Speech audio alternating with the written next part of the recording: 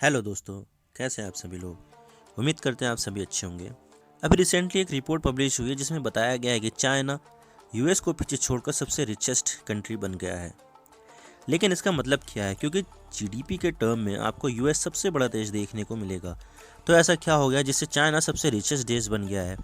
चलिए आज इसके बारे में बात करते हैं और इससे रिलेटेड न्यूज़ आर्टिकल्स देख लेते हैं। ये फर्स्ट पोस्ट का आर्टिकल है। China overtake US to become world richest nation as global wealth triples in last 2 decades. India.com. China becomes richest country in the world, overtake US to grab the top spot. China overtake US as world's richest nation as global wealth surge. Business Insider India. China overtake US as the richest country in the world. तो लौटते हैं अपनी video पर और जानने की कोशिश करते हैं। तो सबसे पहले मैं आपको बता दूं कि एक कंसल्टेंसी फर्म है जिसका नाम मैकिन्सी एंड कंपनी है। उसने 10 अलग अलग देशों की बैलेंस शीट को एनालाइज किया, लेकिन इसमें भारत का नाम नहीं था। और इस तरह 10 देशों की बैलेंस शीट्स को एनालाइज करने के बाद जो आंकड़े सामने आए वो बेहद ही चौंकाने वाले हैं। और यहाँ पर चाइना यूएस को पछाड़कर सबसे वेल्दी नेशन बन गया है। और ये बात मैं जीडीपी की नहीं कर रहा हूँ, बल्कि उस देश में जो प्रॉपर्टी है, लैंड है और इंफ्रास्ट्रक्चर है उसकी बात कर रहा हूँ। उसकी कीमत क्या है और लोगों के पास कितना पैसा और प्रॉपर्टी है। जीडीपी एक अलग चीज़ है, लेकिन वेल्थ एक अलग चीज़ है। और यहाँ पर जितने 10 देशों की वेल्थ है वो पूरी दुनिया की 60% वेल्थ होल्ड करती है। और पिछले 10 सालों में इस आंकड़े में 3 गुना बढ़ोतरी दर्ज की गई है। और अगर मैं पूरी दुनिया की टोटल नेट वर्थ की बात करूँ तो जो सन 2000 में 156 ट्रिलियन डॉलर था, वो 2020 में 514 ट्रिलियन डॉलर हो गया है। यानी 20 सालों में 3 गुना बढ़ोतरी हुई है। इसमें सबसे बड़ा हिस्सा चाइना का हुआ है। और अगर मैं चाइना के वेल्थ की बात करूं तो चाइना ने 1999 में वर्ल्ड ट्रेड ऑर्गेनाइजेशन को ज्वाइन किया था और सन 2000 में इसका वेल्थ सिर्फ 7 ट्रिलियन डॉलर ही था, लेकिन 2020 तक ये बढ़ते हुए मैसिव 120 ट्रिलियन डॉलर हो गया। यानी पूरे 113 ट्रिलियन डॉलर का नेटवर्थ चाइना का सिर्फ 20 सालों में ही बढ़ चुका है। तो आप इसी बात से अंदाज़ा लगा सकते हैं कि चाइना कितना अमीर हो चुका है। मैं आपको इन्फोग्राफ दिखा देता हूँ, आप देख सकते हैं। World's new health. China accounted for almost 1/3 of gains in global net worth over the past 2 decades. आप देख सकते हैं इसका सोर्स जो है वो मैकेंसी ग्लोबल इंस्टीट्यूट है। शायद इस डेटा से आप बेहतर तरीके से समझ सकते हैं। तो सन 2000 और 2020 के बीच यानी 20 वर्षों में सबसे ज़्यादा किसकी वेल्थ इंक्रीज हुई है, तो सबसे ऊपर आता है चाइना, जिसकी 113 ट्रिलियन डॉलर की वेल्थ इंक्रीज हुई है। और उसके बाद आता है यूएस, जिसकी 50 ट्रिलियन डॉलर की वेल्थ इंक्रीज हुई है। फिर आता है जर्मनी 14 ट्रिलियन डॉलर, फिर France 14, UK 7, Canada 7, Australia 7, Japan 3, Mexico 3 और स्वीडन 2। अगर मैं आज के पर्सपेक्टिव में देखूँ तो चाइना के आसपास दुनिया का कोई भी देश नहीं आता है।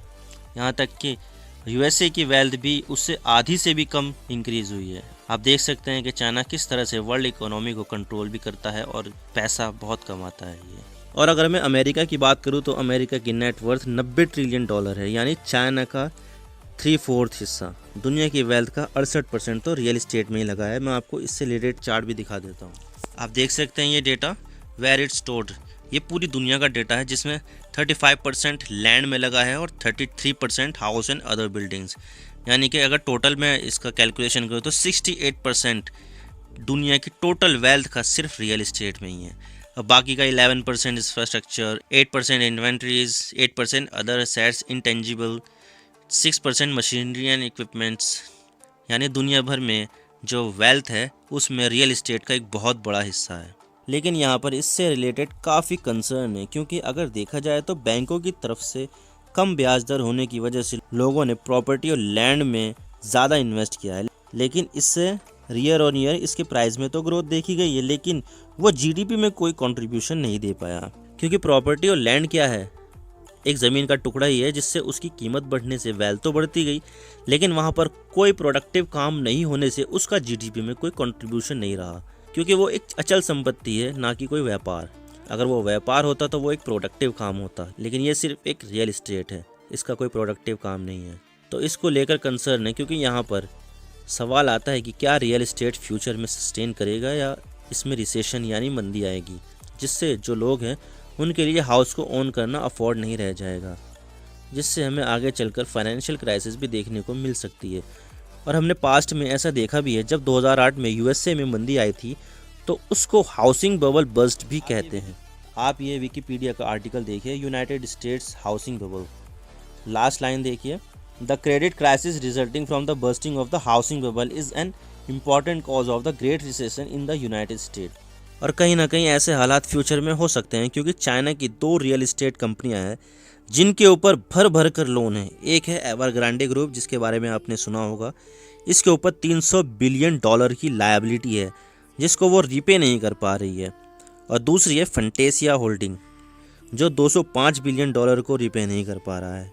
तो आने वाले कुछ समय में हमें चाइना की इकोनॉमी में एक बहुत बड़ी गिरावट देखने को मिल सकती है। लेकिन हमें इस चीज़ से क्या समझना चाहिए? देखिए, नेटवर्क का डेटा से तो यही पता चलता है कि अमीर और अमीर होता जा रहा है, क्योंकि उसकी नेटवर्थ तेज़ी से बढ़ रही है, लेकिन ये जीडीपी में कंट्रीब्यूशन नहीं कर पा रही है, जिससे कोई प्रोडक्टिव काम नहीं हो पा रहा है और लोगों को यहाँ पर रोज़गार नहीं मिल रहा है, जिससे जीडीपी भी मजबूत हो।